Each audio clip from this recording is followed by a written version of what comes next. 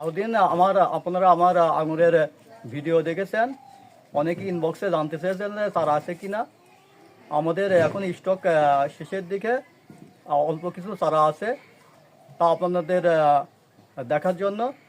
দেখানোর জন্য চেষ্টা করছি। এই দেখুন আমাদের চারা আছে, খুবই হাই কোয়ালিটির চারা, খুবই সুন্দর চারা, বাইকুনুল জাতের।